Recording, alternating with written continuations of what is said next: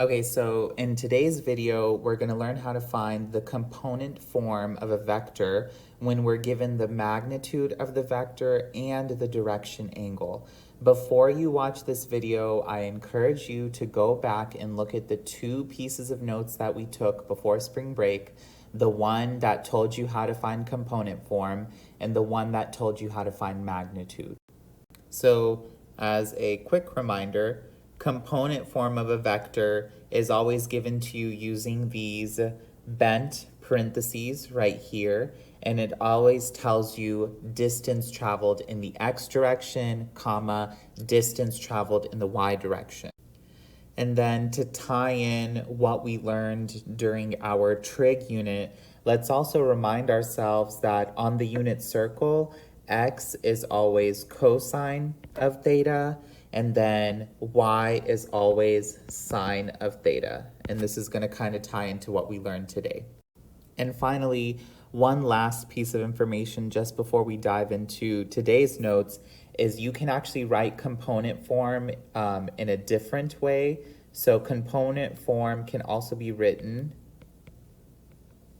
as follows. You can write it as an equation where the distance traveled in the x direction is written as AI, and the distance traveled in the y direction is written as BJ. So of course, whatever number A stands for would replace this, and whatever number B stands for would replace this. You're gonna see more of this today, so it should look kind of familiar once you're done.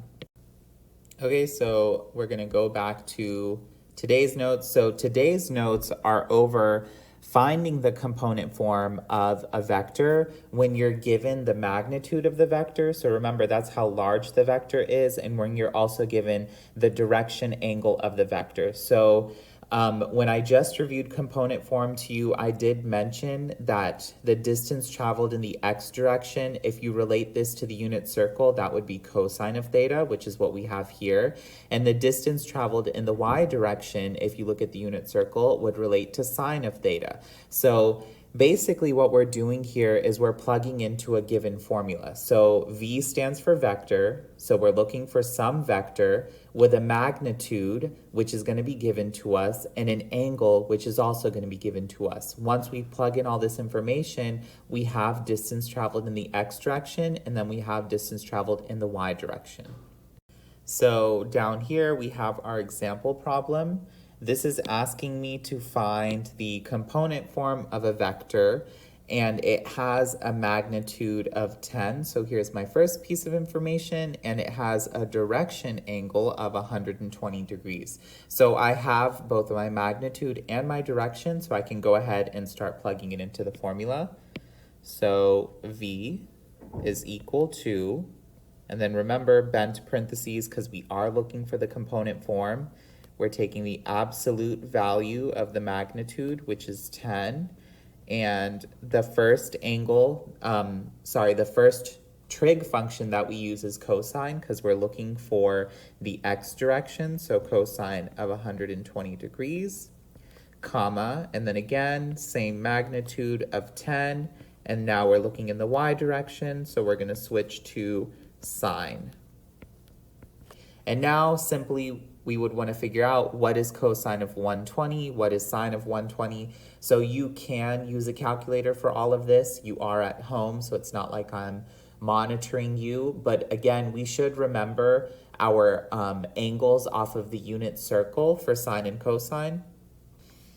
So remember that cosine of 120 degrees is -1/2, so this becomes 10 times -1/2, comma, and then we also know that sine of 120 degrees off the unit circle is square root of 3 over 2, so this becomes 10 times root 3 over 2. Okay, and so now I'm just doing some simple math here. 10 times 1/2 would make this -5. And then 10 times root 3 over 2 would simplify to 5 times root 3. And so This is where you can write your answer in two different ways. You can write it as we learned it in class, which is A comma B inside of the bent parentheses. But another way that you could write this in what we call linear format is if I were to do negative 5i plus 5 square root of 3j. So these are your two possible answers to this question. Also a quick note, because I feel like this is a question that's going to come up. It's always I first and J second. You never use any other letter of the alphabet. It's always I and J. So you know I goes with distance traveled in the X direction, and you know J goes with distance traveled in the Y direction. Okay, so let's just do one more example before you can go on to iExcel and do the homework that goes along with this video. So here again, I have the formula listed at the top of the page from the previous screen. So again, just plugging in magnitude, plugging in angle, solving for cosine, solving for sine. Here I'm looking for a vector with a magnitude of 8 and a direction angle of 45 degrees.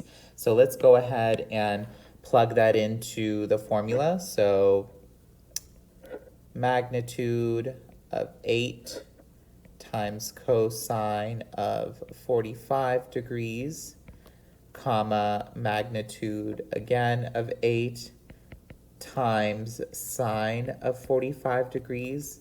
So again, you can use a calculator, but going into calculus, we need to know our angles on the unit circle. So remember that cosine and sine both at 45 degrees is simply just root 2 over 2. So that makes our work just a little bit easier. So I have 8 times root 2 over 2, comma, 8 times root 2 over 2, close the bent parentheses. Now I'm simply just multiplying everything out, and I'm going to get 4 times root 2, comma, 4 times root 2.